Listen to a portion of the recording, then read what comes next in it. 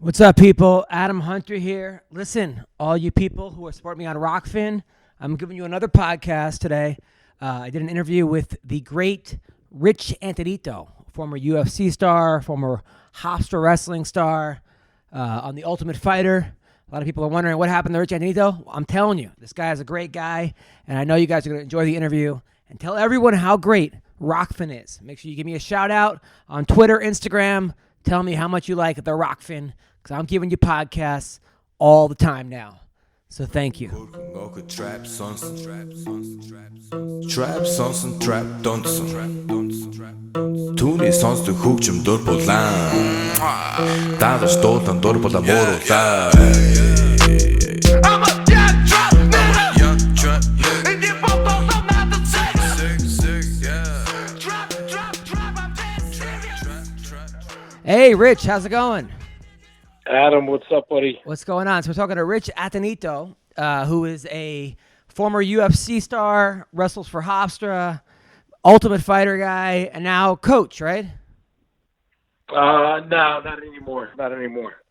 Oh, I've been out of the coaching for a little while. Oh, okay. But yeah, I'm actually been working with Vitor Belfort on his group training company. About 2 years ago, we started working on this thing, and that's kind of where my energy's been. I haven't been involved in MMA much. I was doing work with the late Howard Davis Jr. with his Fight Time Promotions down here. We did that for about 7 years, and at that time I was still doing some coaching. And then I still had one guy left I was coaching, but he went to the military. And since then, I guess I've been out of that world a little bit. Now, what is the Vitor Belfort group training thing? So it's called Belfort Fitness Lifestyle. It's a combination of boxing and kickboxing for fitness and functional training, strength and conditioning. And we do all kinds of different workouts from endurance, strength, power, and we target different movements and muscle groups every day, kind of like a sports performance-based training model. But we do this in a fashion that the everyday mom or dad or even elite athlete can come in and take the workout. So we started franchising them, and there's going to be one opening actually in Boca Raton, and then another one actually up in Strong Island. Oh, nice. Around I think around Port Washington is the first one. There you go. And that's where you expand. grew up, right? Didn't you grow up on Long Island? Sorry to say, I grew up in Jersey. I'm a Jersey guy. Jersey. You grew up in Jersey. Your father was a coach, right? The football coach / gym teacher / All-American wrestler. Yep. And then he was. He wrestled and played football at Indiana State University back in the day. And then he was a pretty prolific coach in New Jersey. And then his twin brother, my uncle, was one in Long Island. He was a teacher and a coach and a wrestling official and everything like that too. So wow, so you were right, geared from the start. I mean, your father was going to put you in wrestling and football right away. Yeah, I was. He had to put me in something. I had a lot of energy. So if they didn't have me doing something kind of physical, I get in trouble. Nice. And then I read, so it's crazy because I think maybe you were born in 1977. You're a year older than me, and you went to Hofstra, and I got recruited by Hofstra. I went with Tom Quaglio. He gave me my whole recruiting trip, and I stayed with this guy. I think he was like 40 years old when he was like a junior or something. He was this huge guy. Mike Quaglio. Yeah, he was this enormous guy, and he was telling me how like Tom Ryan was taking over, and then half the team was like pissed at him because they were kind of not that great, and they were kind of fucking around. Tom Ryan came in, took the whole program, and he brought you in. So you must have been a really good recruit. I don't think there was much better recruits than me. I mean, I was all right. There was really good wrestlers. I was average. And we had guys like Eric Schmiesing and Roman Flazar, who were both two-time All-Americans. Rob Onspach, who was a coach at Hofstra for a while too. We had, those guys were like the blue chip recruits But I got the opportunity to go there and wrestle and everything, and it was great. Actually, it was an absolute monster. Tom Ryan cleared house.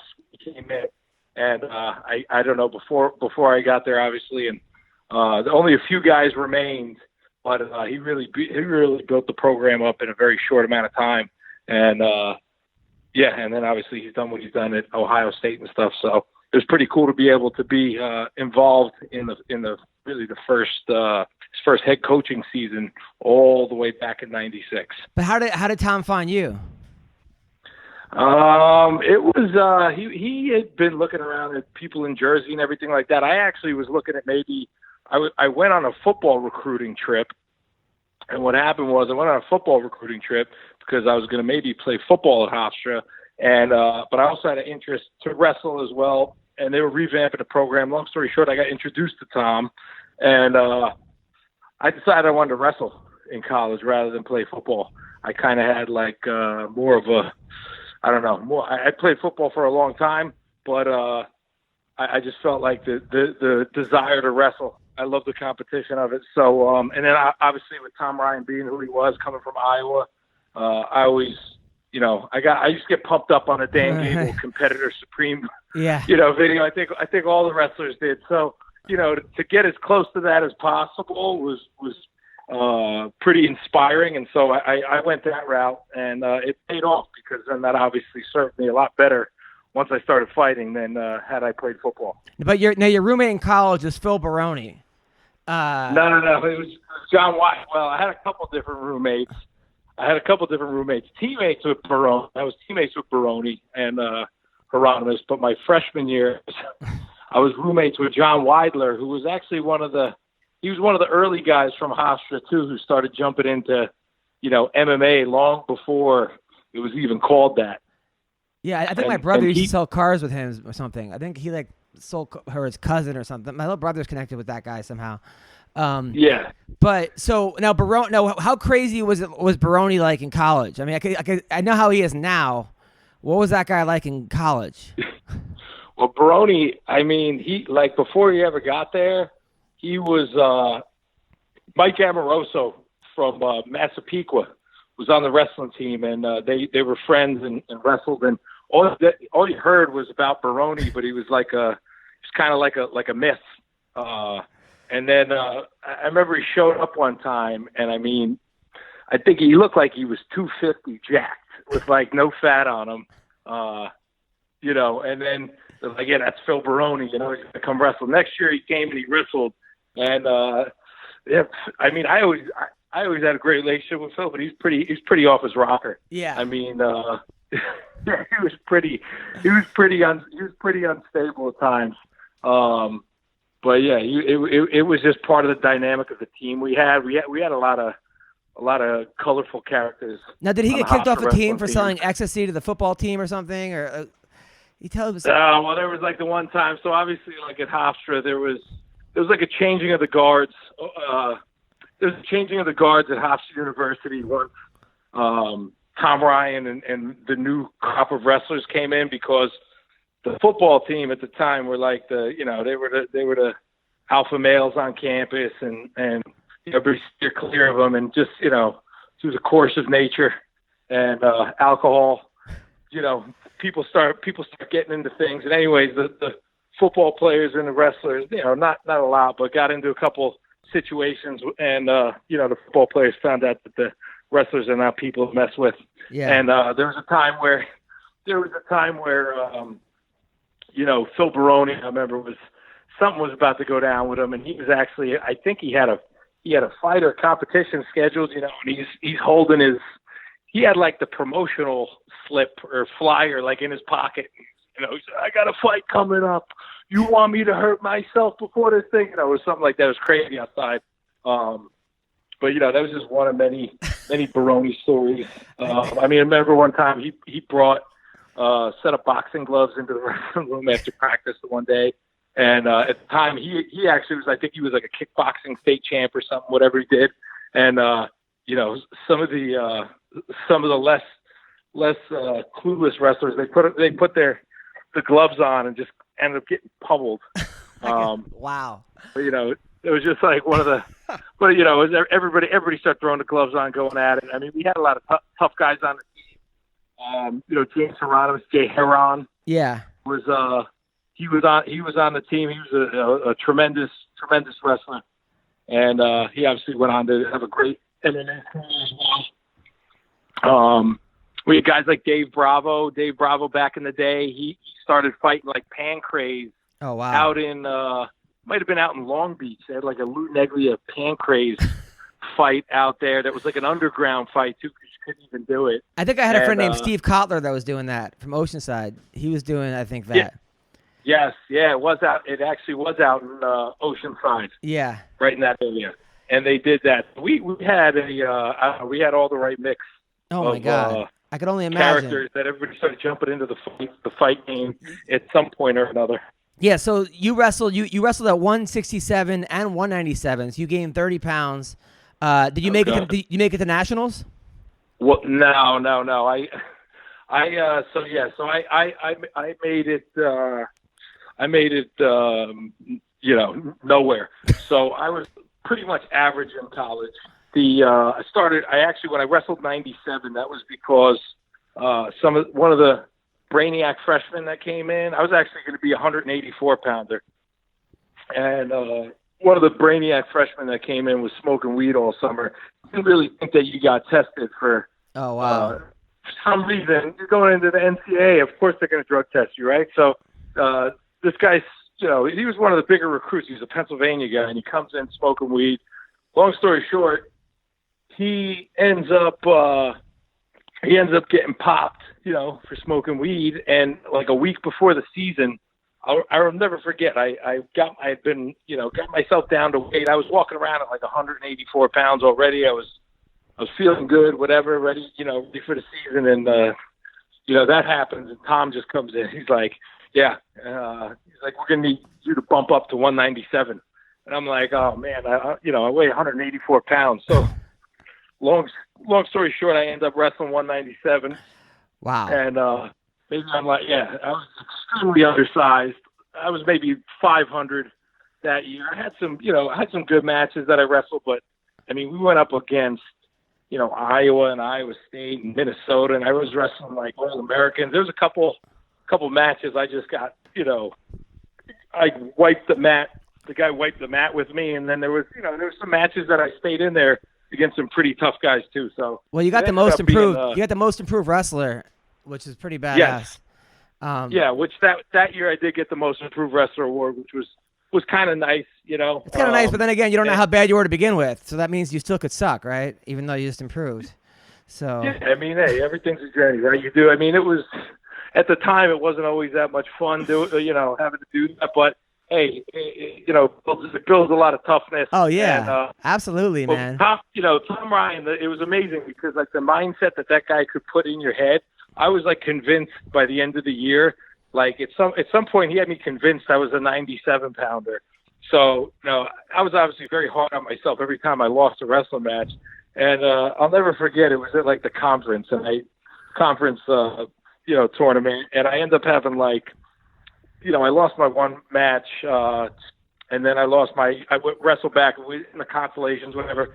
I lose a very close match, and I'm sitting there on the bleachers at the end after reflecting on the year, just like, holy God, that was a long ass year wrestling up at 197. And finally, he looks at me and he says, "Hey, Attonito." He's like, "I think you're more of an 84 pounder." He just told me, he said that to me. And I remember picking my head up, just being like, "Huh? I just hear that?" Like, thank God, because all year, he never let me budge for a minute or think that, anything short of winning was acceptable. But it was kind of nice to hear finally that he acknowledged the fact that, look, you did it. You did it for the team, and you stayed in at the Division I program, and you wrestled the best guys in the world, and. That's awesome. The fact that you did that. The fact that you said you were an average wrestler coming out of high school, and now you're wrestling the best guys in the world at University of Iowa at 20 pounds up shows you how tough you are and like your character. So it wasn't bad. Yes, I appreciate that. So it was good. I learned a lot of things wrestling in college and gained a lot of skills and it takes you to another level. Wrestling Division I in college, especially under a guy like, Tom Ryan, and with the great, the teammates that I had, they were, they were as tough as they get. And, we all pushed each other like, much like every other wrestling program does. You push each other to the limit and you get each other better. And it served me a lot better. My experience in college served me much better once I got into mixed martial arts. So let's talk about that for a little bit. So you leave college, you're now working at New York sports clubs, right? Yep. Yep. And then who gets you into fighting? Baroni? Actually, no. So I moved back to Jersey. I went about a 2-year span where I hadn't, I wasn't doing anything athletic. I was lifting weights. I was working in the gym. I was lifting and just going into New York City on the weekends like most people do, and living it up, whatever. So I came across a guy and actually stepped into a place called Planet Jiu-Jitsu. This is pretty old school too. So there was a guy, Jeff Miller, came into the gym that I was working out locally in Florham Park, New Jersey. It was called Planet Fitness. Anyways, he opened up a place in a little jiu-jitsu school in there and started doing jiu-jitsu. So, of course, in college, we loved UFC. We loved pride fighting. We used to mess around. So once I was done, I kind of wanted to try doing that, but I really didn't have any thoughts of fighting. I mean, we used to go to watch Baroni fight, and we used to go to watch some of these other big fights. And, I just didn't have any kind of thought in my head that was something that I was going to do. But I loved it. So I started doing a little bit of jiu-jitsu here and there, but didn't really take it seriously. And anyways, a little time passed, and I would kind of come and go. And I ran into this guy. So I was working at New York Sports Club. I was running the gym. I was the head trainer, fitness manager. And I had a guy that was in there who used to be a professional boxer, the guy Leo, the Italian Lionheart, Loicono. He was a big, this guy, I don't know if you remember the movie Death Warrant with Van Damme, but the guy Sandman Burke, who was like the evil guy in Sandman Burke, the evil guy in Death Warrant, Leo looked like him, but like if he mutated into a more scary form and then had his nose broken 3 times. Oh, my God. So, I mean, he's just absolute menacing monster of a guy, but an absolute sweetheart, too, once you start talking to him. He's all personality. So he was at the gym at the time, and we got very friendly, and he actually had started training some guys here and there, and he was the one that started kind of pushing me and prodding me about it because he knew I wrestled in college. You could see that I was pretty athletic, and he would just kind of keep pushing me. He'd say, "Hey, Rich, you're wasting your talent sitting here behind the desk. You're wasting your talent." He used to keep prodding me like that. He had a real kind of particular sound to him too when he talked. So finally, I had gone to a couple local events, and I was realizing, I was like, I could take these guys down. I was like looking at these events. I was like, I was used to going to UFCs at the time. I would go see Baroni fight in the UFC. Went to Atlantic City, went up to Mohegan Sun, and I'd see these guys fighting. I'm like, geez, that's it's pretty intense. And then I went to the local fights. I'm thinking, I'm like, this doesn't look that bad. I can take these guys down and beat them up. Yeah. So long story short, I was like, I told Leo finally. He kind of pushed and prodded me enough, and I told you I wasn't really doing much with myself other than working. I was trying to, I was working, but I had a void from not doing anything athletically for about 2 years. So I told him, I said, hey, look, if you teach me how to box, I'm like, I can already wrestle, and I got a place I can start doing jiu-jitsu again. I'll start fighting.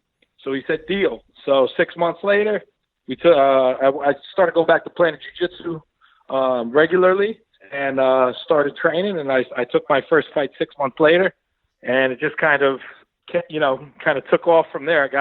I was very much into it. I told myself I was going to fight at least 5 fights and see what happened. And on my 5th fight, I ended up running into the guys from American Top Team down in Atlantic City and Ricardo Laborio, and they invited me to come down, train with them, and that's kind of how I ended up in Florida and ended up with American Top Team. Now, was that before or after The Ultimate Fighter? That was before. So I started fighting in 2004, and in 2006, I ran into the guys at Top Team, and we had a good team. By that time in Jersey, we built up a pretty strong we had a no-gi jiu-jitsu team, right? And we started training, and we had guys. So Jim and Dan Miller, obviously very well known guys, and Jimmy just fought this past weekend in the UFC, and he was a top guy for a long time. Those guys were on the same. We were all on the same team. We all had the same little thing going. So there was a great like little talent pool out of the place I was fighting out of. And so, but I needed a place where I could be, around a team of people, and consistently get that type of training environment. And so that was 2006. I moved down to Florida because I knew if I wanted to be successful, I had to go to a place that I'd be put myself in the best position to do so. No, and some of the guys that so you go down to ATT. I mean, do you jump in there with Hector Lombard right away? No, he actually came down like 2 years later. So I had gone down there, and there was already a tremendous team. I mean, we had like Thiago Alves and Wilson Gouveia. Marcus Aurelio was there at the time. Mike Brown was already there. Benji Raddick. I mean, Dennis Kang. I mean, I could keep just rattling off names. George Santiago. So they already had a tremendous team. So I was able to jump in the mix and start, training with these guys and learning from these guys, and getting pushed in the practice room. Which obviously that's the only way you get better is if you're getting beat up on or challenged. So. Hector came down about 2008, and Hector's definitely a force to be reckoned with, and he kind of came into the gym, and he's deceiving because he's extremely personable, very nice guy. But once something happens, once you put the gloves on and you start training, and it's just like he's got two speeds. It's like off and on, and so. I always had good training experiences with Hector because I could communicate with him, about like, hey, let's not try to knock each other out with the 4-ounce gloves, but he laid a lot of guys to waste. He laid a lot of guys to waste. I mean, you're watching that, right? So you're watching a guy go in there with Hector Lombard, think he's sparring, he gets knocked out, and then does everyone in the gym just kind of look at each other like, now what do we do? Or does the guy get up and run away? I mean, what? I mean, everybody. I mean, you're in the gym with. I mean, tough people. So it's not like anybody's concerned, but you're just kind of like, it's like, what the fuck? Like, what the fuck happened to this guy? Like you look, you look over the guy. They got the, 1 minute they're standing, you're moving around. You're supposed to be doing the warm up round. I mean, this is all the things. Like this is the warm up round. Next thing you know, you look over and somebody's fucking knocked out. You're like. Like, what in God's name just happened? They got the kid's head resting on like a focus mitt, trying to revive him. Oh my God! Really? You're wondering like, how could this happen? So like in the beginning, there was I don't know. It took a little time to realize. You're like, all right, this guy really only goes one speed. So, right. But whatever. It was was what it was. It added an element of surprise and excitement and danger all at the same time. That you go anywhere, it kind of happens. But I always had a good relationship with Hector. I never had any kind of problems like that with him. And I think it's just a type of situation where you got to know who you're standing in front of when you're going to train. Now, when someone like Colby Covington says like Brazil's a dump. And makes fun of all the Russians and then he goes back to the gym and it's all Brazilians and Russians. Is it super awkward, or they all know it's a joke? Or I got to tell you, I don't know. I mean, for me, I've been out of it. I kind of come through there here and there, and I'll do a little jiu-jitsu or whatever. But Colby, when he came in, I remember when Colby came in and he was just a wrestler, and a great wrestler and a really good athlete. And, he really built himself up and came on strong and took his first chance to jump in the UFC on, short notice fight. And the rest is kind of history, but he didn't really, I guess more of the recent stuff, I haven't been around for it. Yeah. So I think probably, there's always people who are a little overly sensitive. They kind of get a little butthurt because somebody makes a couple of, offhanded remarks and you got to realize you got to take it with a grain of salt. I mean, it's all about entertainment value these days. I think that's kind of what Colby's doing. He's maximizing his ability to talk some smack.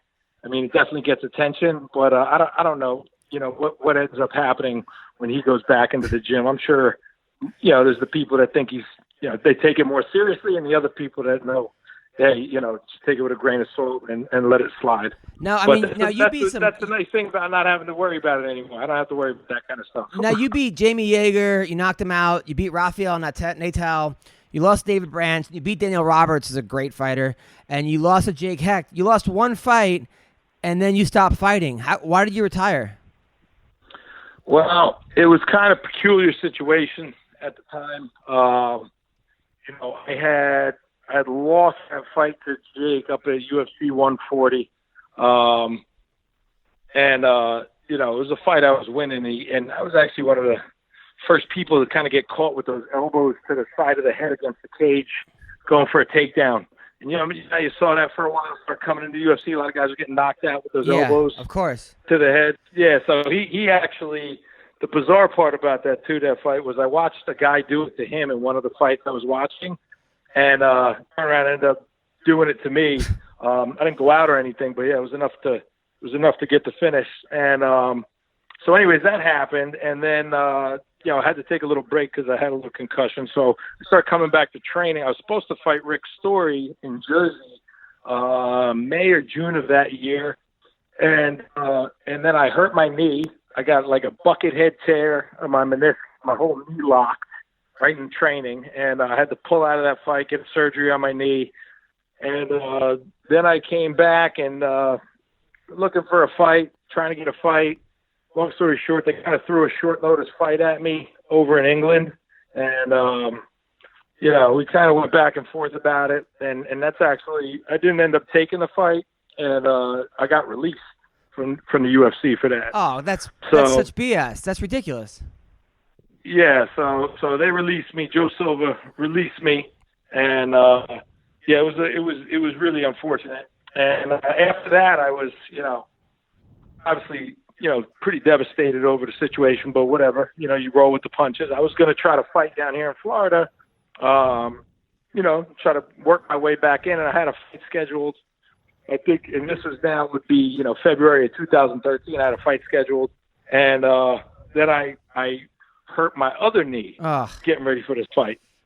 So after, it took me, I didn't have any health insurance at the time and all that, so I kind of just had to switch gears and started kind of get myself work back into a kind of workforce type life so I could, stabilize my income, everything like that, and I don't know, at that point, it just, I kind of changed gears and just kind of kept going that direction. Well, I'll tell you, man, I mean, a lot of these guys with the CTE or, they're just kind of, you have your wits, you have this, you got your whole life ahead of you, you're a smart guy, you seem pretty happy. So, maybe it was for the best. It was good. I mean, you're right. I mean, the thing is this, it's like everything's going to come to an end at some point. And sometimes it's not always on the terms we're going to choose, but life goes on. So you continue on. I made a decision for myself. I felt like I could have fought up until I could still have been fighting up until about a year to a year and a half ago is when I started feeling like I was like my body was hurting a little extra, this, that, and the other thing. And I'd be like, man, I would not want to be trying to train for a fight because it's just grueling. But I probably got out of it a little bit early, but there was other things that I was interested in too as well, and I was able to work with Howard Davis Jr.'s fight promotion, so I was working on the other side of things, and I got to experience that, and I got to experience things from a promotional side. So it was everything's a little give and take. Nice, of course. Well, it was great seeing you at the show, even though there was like some drunk guy that I thought was with you. Who just kept buying you and all your friends drinks over and over again. Oh, man. And then at the end, he was like cursing to you, and I was like, this guy might get knocked out. Like, this is just some annoying guy. He was like right out of Central Casting wanted to be in Goodfellas. And whatever happened with that guy? Well, man, it was, first and foremost, I absolutely enjoyed your show. You're hilarious. Oh, thanks, man. You're the king of one-liners. We had a blast. Oh, thank you.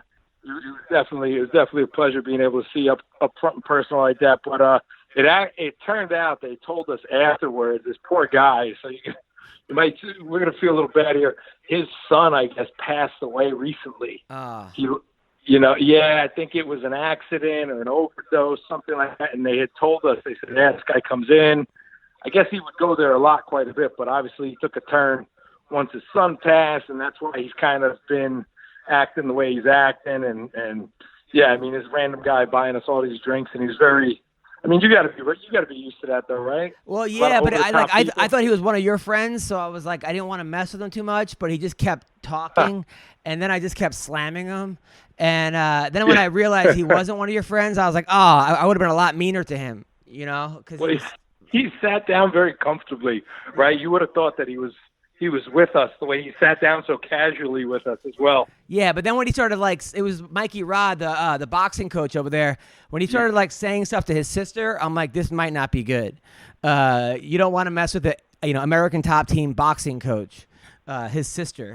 Yeah. But it was crazy. Hey, you had a tough crowd as far as percentage wise was that night, right? Well, I was in Boca Raton on Passover, and it wasn't exactly the best time to be in Boca. Chaz Skelly. Oh yeah, and Chaz was there. I can't believe Chaz makes 55. Look like he was like 255. Yeah, I know. He actually looks. The name of the guy's gonna blank me. He kind of looks like the guy who's the comedian or actor that was in. He's in Dumb and Dumber. He pulls the guys over and he drinks the piss. He kind of looks like that guy. like Harlan Williams. Yeah, he kind of does look like Harlan Williams. Yeah. Looks like kind of like a bizarro Harlan Williams. And then he was sitting with that tall, what was his name? Tall Steve, the Bellator guy? Yeah, Tall Steve. Yeah. That guy looks like, when I saw that guy, he looked like a hybrid of the guy who plays Thor and Alexander Gustafsson. Totally. If they had a fucking blended and has a kid. I posted me and Tall Steve, and then Stefan Stroop was like, "Who the fuck is that guy?" But I guess they're friends, so that was kind of funny. But cool, man. So are you married? You have kids? What's the deal? Nah, man, no kids. I live with my wonderful girlfriend, and we've been together for about 4 or 5 years, and so we're living together. Yeah, we're gonna get married. We're gonna have some kids before I get too old. And I'll be 42 in June, so 42 years young. But it's all good. I want to be able to keep up. She's young. She's much younger, so it'll work out. Same. My wife's 28, so yeah. She told me she likes Little Pump. I thought she meant like a breast pump. I didn't even know she meant like the rapper. So I know exactly what you mean, man. I know exactly what you mean. It's more natural like that. How does your it's hilarious. You have so many funny jokes, so many self-deprecating jokes.